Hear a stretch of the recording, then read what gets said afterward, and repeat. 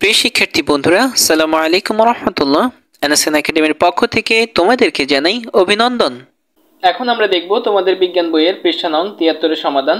তো চলো বন্ধুরা, পৃষ্ঠা নং ৭৩ এর মধ্যে কি বলা হয়েছে আমরা এখানে দেখতে পাচ্ছি যে আরেকটি পরীক্ষণ দিয়েছে। তো আমরা আসলে প্রত্যেকটা পরীক্ষণই খুব বেশি এনজয় করছি সবাই মিলে। তো চলো দেখি এই পরীক্ষণের মধ্যে কি বলা হয়েছে।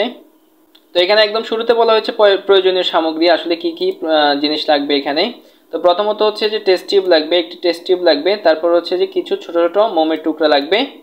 তারপর হচ্ছে যে বিকার বা পানি গরম করার জন্য কোনো পাত্র লাগবে, একটি পাত্র লাগবে আসলে বিকার বা পানি গরম করার জন্য। তারপর পানি লাগবে, এরপর হচ্ছে মোমবাতি লাগবে বা হচ্ছে যে স্পিরিট ল্যাম্প লাগবে। তারপর একটি থার্মোমিটার লাগবে, এরপর হচ্ছে যে তার জালি লাগবে বা হচ্ছে যে উঁচু স্ট্যান্ড লাগবে, যে তার জালি বা হচ্ছে উঁচু স্ট্যান্ড লাগবে। তো মোটামুটি আশা করছি তোমরা সবাই এগুলো রেডি করে রেখেছো। এরপরে হচ্ছে যে যা করতে হবে আমাদের সেটি হচ্ছে যে টেস্ট টিউবে কিছু ছোট ছোট মোমের টুকরো নাও। এই টেস্ট টিউবের মধ্যে কিছু ছোট ছোট মোমের টুকরা নিতে বলছে। তারপর হচ্ছে যে বিকারটিতে পানি দিয়ে স্পিরিট ল্যাম্পের উপর রাখো। এই যে এই বিকারটিতে পানি দিয়ে স্পিরিট ল্যাম্পের উপরে রাখতে বলা হয়েছে।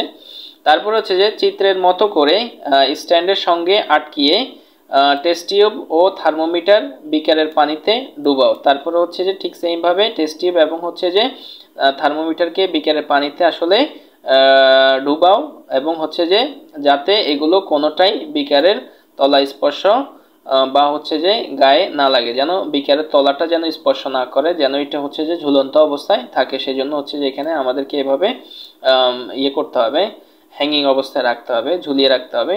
তারপরে হচ্ছে যে স্পিরিট ল্যাম্পের সাহায্যে বিকারের তলায় তাপ দিতে থাকো। তারপর হচ্ছে মোমবাতি বা স্পিরিট ল্যাম্পের মাধ্যমে এই যে বিকারের নিচে হচ্ছে যে তা দিতে বলা হয়েছে।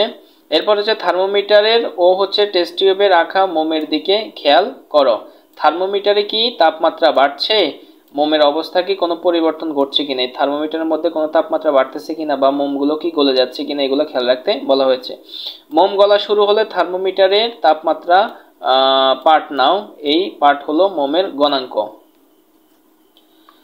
মোম যদি গলা শুরু করলে হচ্ছে থার্মোমিটারের হচ্ছে যে তাপমাত্রাটা নেয়ার জন্য বলা হয়েছে। আচ্ছা, এবার পানির দিকে খেয়াল রাখো। তাপমাত্রা বাড়তে থাকলে এক পর্যায়ে পানি ফুটতে শুরু করবে। যখন তাপমাত্রা বেড়ে যাবে তখন হচ্ছে পানিগুলো আস্তে আস্তে ফুটতে শুরু করবে। তারপর হচ্ছে যে থার্মোমিটারের তাপমাত্রা যখন 95 ডিগ্রি সেলসিয়াস তখন সতর্কভাবে বিকারের পানি ও থার্মোমিটারের দিকে খেয়াল করো। মানে থার্মোমিটারে যখন 95 ডিগ্রি সেলসিয়াসে হবে তখন হচ্ছে বিকারের পানিগুলো এবং হচ্ছে থার্মোমিটারের দিকে সতর্কতার সাথে খেয়াল করতে বলা হয়েছে। পানি যে তাপমাত্রায় ফুটতে শুরু করবে থার্মোমিটারের সেই তাপমাত্রা দেখে পাঠ নাও। মানে হচ্ছে পানি যেই তাপমাত্রায়, মানে যেই পর্যন্ত তাপ হওয়ার পরে আসলে হচ্ছে পানিটা ফুটতে শুরু করেছে সেটা আমরা থার্মোমিটারে দেখতে পাবো। এই পাঠ হলো যে পানির ফুটনাঙ্ক। আচ্ছা, এবার হচ্ছে যে টেস্ট টিউবের নিচ থেকে পানির বিকার, তার জালি ও ল্যাম্প সরিয়ে নাও। এবার হচ্ছে যে যখন হচ্ছে যে আমাদের পানিগুলো ফুটতে শুরু করেছে তারপর হচ্ছে টেস্ট টিউবের নিচ থেকে আসলে পানির বিকার এবং তার জালি এবং ল্যাম্পটা সরিয়ে নিতে বলা হয়েছে। লক্ষ্য করো কোন তাপমাত্রায় মোম জমাট বাঁধতে শুরু করবে। যে তাপমাত্রায় মোম জমতে শুরু করবে সেটা হচ্ছে যে মোমের হিমাঙ্ক। মানে হচ্ছে যে যখন হচ্ছে যে পানিগুলো এবং হচ্ছে গরম পানিগুলো এবং হচ্ছে তার জালি ল্যাম্পগুলো সরানোর পরে হচ্ছে যে মোমটা আস্তে আস্তে হচ্ছে যে জমাট ধরতে শুরু করবে, ওই সময়ে আসলে তাপমাত্রা কেমন ছিল সেটা হচ্ছে যে মোমের হিমাঙ্ক।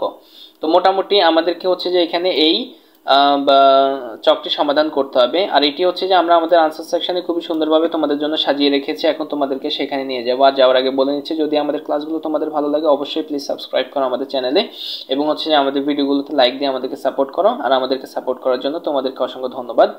এই হচ্ছে আমাদের ৭৩ পৃষ্ঠার সমাধান। তো এখানে হচ্ছে যে তাপমাত্রায় মোম গলেছে গণাঙ্ক, মানে যে তাপমাত্রা আসলে মোমগুলো গলে গেছে সেটা হচ্ছে যে যখন থার্মোমিটার আমরা দেখতে পেয়েছি যে ৫৭ ডিগ্রি সেলসিয়াস হয়েছে তাপ দেওয়ার কারণে, তখন হচ্ছে যে আস্তে আস্তে মোমগুলো গলে গেছে। আচ্ছা, এরপর হচ্ছে যে তাপমাত্রায় পানি ফুটেছে ফুটনাঙ্ক, মানে যে তাপমাত্রায় পানিগুলো ফুটতে শুরু করেছে যখন হচ্ছে থার্মোমিটার আমরা দেখছি যে ১০০ ডিগ্রি সেলসিয়াস হয়েছে, পানি ১০০ ডিগ্রি সেলসিয়াস গরম হয়েছে, তখন হচ্ছে যে আমরা দেখতে পেয়েছি পানিগুলো আস্তে আস্তে ফুটতে শুরু করেছে। এরপর হচ্ছে যে তাপমাত্রায় মোম জমেছে সেটা হচ্ছে যখন ৫৭ ডিগ্রি সেলসিয়াসে আবার চলে আসছে আমরা থার্মোমিটারে দেখেছি তখন হচ্ছে মোমগুলো আবার জমতে শুরু করেছে। তো মোটামুটি ডিয়ার স্টুডেন্টস, এই ছিল আমাদের 73 পৃষ্ঠার সমাধান। আশা করি তোমরা আমাদের সঙ্গে থেকে অনেক বেশি এনজয় করেছো, আর আমাদের সঙ্গে থাকার জন্য অসংখ্য ধন্যবাদ তোমাদেরকে।